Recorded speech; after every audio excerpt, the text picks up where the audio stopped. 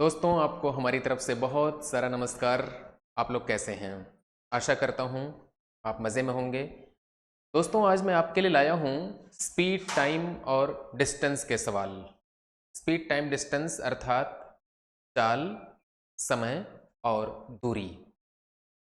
गणित से संबंधित कोई भी परीक्षा दे रहे हों आप, स्टाफ सिलेक्शन कमीशन की परीक्षाएं हों या बैंक की हों या रेलवे की हों या राज्य सरकार की परीक्षाएं हों या आपका सीसैट का पेपर हो, हर जगह दोस्तों गणित से संबंधित सवाल आते हैं। और गणित से संबंधित जो सवाल आएंगे उन सवालों में स्पीड, टाइम, डिस्टेंस यानी कि चाल, समय, दूरी के सवाल ज़रूर होते हैं। तो चाल, समय, दूरी के सवालों के लिए हम आपको आज कुछ बातें करते हैं। सबसे पहले कुछ परिभाषाएं। देखिए, ये लिखा हुआ है स्पीड। स्पीड का मतलब क्या होता है दोस्तों? स्पीड किसे कहते हैं, टाइम किसे कहते हैं और डिस्टेंस किसे कहते हैं, इन तीनों बातों को समझने के लिए हम सबसे पहले बात करते हैं डिस्टेंस की। सपोज करिए ये आपके पास हॉरिजॉन्टल लाइन और ये आपके वर्टिकल लाइन। अगर मान लीजिए कि यहाँ पे आप मूल बिंदु पे हैं, ओरिजिन पे हैं, और ओरिजिन से आपको यहाँ जाना है पॉइंट पी पे, तो जो ओ से पी तक आप चलते हैं दोस्तों, ये जो ओपी आप देख पा रहे हैं इसे कहा जाता है डिस्टेंस। किसी एक जगह से दूसरी जगह जब आप चलते हैं तो आपका ये डिस्टेंस है। लेकिन अगर आप पी से चल करके क्यू तक चले जाते हैं तो आपका डिस्टेंस ओ पी और प्लस पी क्यू हो जाएगा। ठीक है। इससे क्या पता चला दोस्तों कि एक स्थान से दूसरे स्थान तक जब हम चलते हैं तो हमारे द्वारा जो कुछ भी यात्रा होती है उस यात्रा को डिस्टेंस कह के बुलाएंगे या दूरी कह के बुलाएंगे दोस्तों। देखिए, जैसे यहाँ से चलना शुरू किया पॉइंट पी से और फिर चल करके पी के पास वापस आ गए हम लोग, तो पी से चल करके पी तक वापस आना, ये क्या कहलाएगा बच्चों? इसको कहते हैं दूरी। यह दूरी किसके बराबर होगी? इसकी परिधि के बराबर, इस वृत्त की परिधि के बराबर। और अगर मान लिया जाए कि हम लोग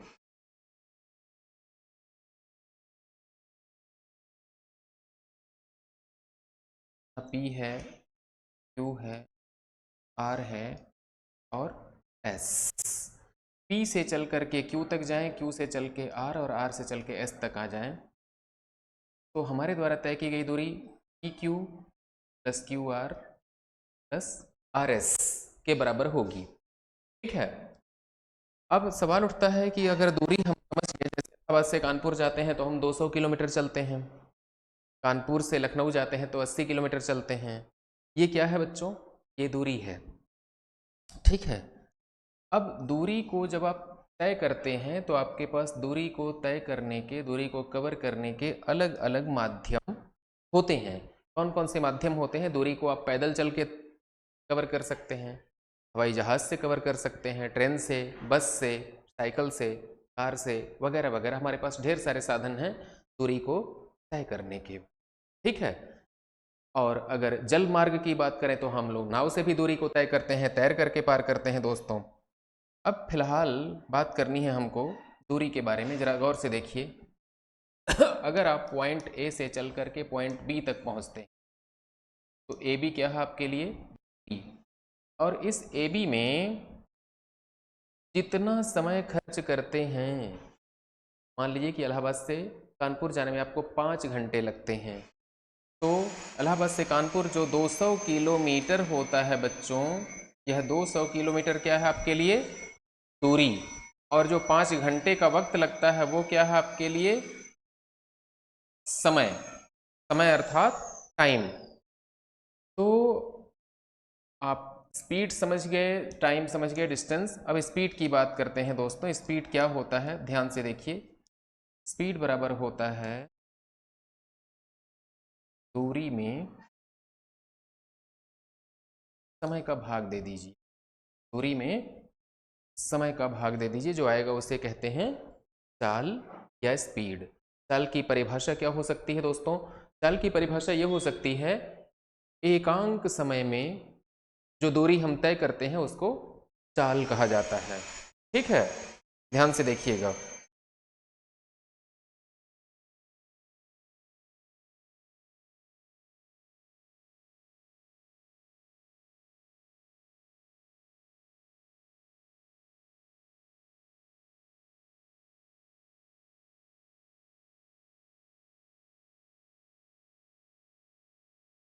distance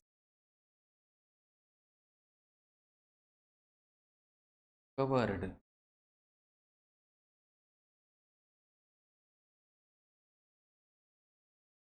in unit time. Distance covered in unit time is called speed. Speed क्या है बच्चों? एक सेकंड में या एक मिनट में या एक घंटे में जो आप चलते हैं या एकांक समय में जो आप चलते हैं वो आपके लिए क्या कहलाता है बच्चों? स्पीड कहलाता है। स्पीड को हम लोग चाल कहते हैं बच्चों। और चाल क्या है? चाल का मतलब होता है एकांक समय में तय की गई दूरी। चाल बराबर आप ऐसे याद रखिएगा, दूरी बटे समय। इसी फॉर्मूले को आप चाहें तो ऐसे भी लिख सकते हैं, दूरी बराबर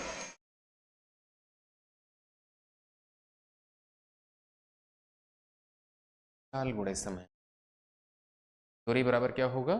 चाल गुणे समय को कहते हैं दूरी। और अगर समय निकालना हो तब क्या करेंगे बच्चों? समय बराबर दूरी बटे चाल। दूरी में चाल से भाग दे दीजिए, जो आएगा उसको कहते हैं समय।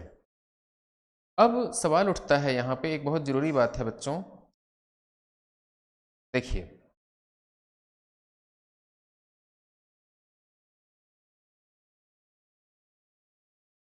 मात्रक, मात्रक मतलब यूनिट। जैसे हम लोग दूध को लीटर में नापते हैं ना, और पानी को भी लीटर में नापते हैं, और लंबाई को मीटर में नापते हैं। इसी प्रकार से हमारे पास दूरी को नापने के लिए मीटर, सेंटीमीटर, किलोमीटर, ये सब मात्रक होते हैं। और समय को नापने के लिए सेकंड होता है, मिनट होता है, घंटा होता है। तो सवाल उठता है कि चाल को कैसे नापा जाए। चाल बराबर है दूरी बटे समय। चाल बराबर क्या है? दूरी बटे समय। दूरी क्या है? मान लीजिए दूरी को आपने किलोमीटर में नापा और समय को आपने सेकंड में नापा, मिनट में नापा, घंटे में नापा। तो अगर दूरी को आपने किलोमीटर में, समय को सेकंड में नाप लिया है, तो चाल को किलोमीटर पर सेकंड कहेंगे। और अगर मान लीजिए दूरी को आप किलोमीटर में नापते हैं और टाइम को घंटे में नापते हैं, ये हो जाएगा दोस्तों किलोमीटर प्रति घंटा। आमतौर पे स्पीड को नापने के लिए हम किलोमीटर प्रति घंटा का ही इस्तेमाल करते हैं। इसके अलावा दोस्तों मीटर पर सेकंड ये भी यूनिट होता है। किसका यूनिट है ये metre per second? Metre per second speed की यूनिट है बच्चों। तो किलोमीटर पर आवर और मीटर पर सेकंड, इन दोनों बातों को आपको ध्यान से समझना है। आज हम बात करेंगे कि किलोमीटर पर आवर को मीटर पर सेकंड में कैसे बदलते हैं और मीटर पर सेकंड को किलोमीटर पर आवर में कैसे बदलते हैं, इसको देखा जाए। देखिए, 1 किलोमीटर प्रति घंटा बराबर होता है 5/18 मीटर पर सेकंड। 1 किलोमीटर प्रति घंटा बराबर क्या होता है? 5/18 मीटर प्रति सेकंड। ठीक है। 1 kilometre per hour equal to 5/18 metre per second, और इसका उल्टा भी समझते रहिए, 1 मीटर पर सेकंड बराबर होता है 18/5 kilometre per hour. 1 metre per second equal to 18/5 kilometre per hour. इस बात को आपको याद रखना है। उदाहरण देकर के बात कर लेते हैं। जैसे मान लीजिए कि आपकी कार 72 किलोमीटर प्रति घंटा की चाल से चल रही है, 72 किलोमीटर पर आवर की स्पीड से आपकी कार चल रही है। तो आपको क्या करना है, 72 इंटू 5/18 कितना आएगा दोस्तों, 20 मीटर पर सेकंड। इसका मतलब ये होता है कि अगर आप 72 किलोमीटर चलते हैं 1 घंटे में, 1 सेकंड में आप 20 मीटर चल रहे होंगे, ठीक है। और इसका उल्टा समझिए, अगर आपकी स्पीड मान लीजिए 20 मीटर पर सेकंड है, तो किलोमीटर पर आवर में अगर इसको चेंज किया जाए तो कितना आएगा, ये 72 किलोमीटर पर आवर, ठीक है। अगर ये 20 मीटर पर सेकंड है तो ये 72 किलोमीटर पर आवर में कन्वर्ट हो जाएगा।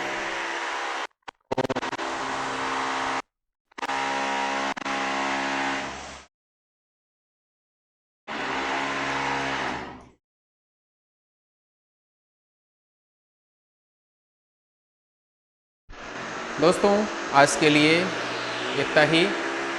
अगली मुलाकात होगी अगले वीडियो में, तब तक के लिए आज्ञा दीजिए। नमस्कार।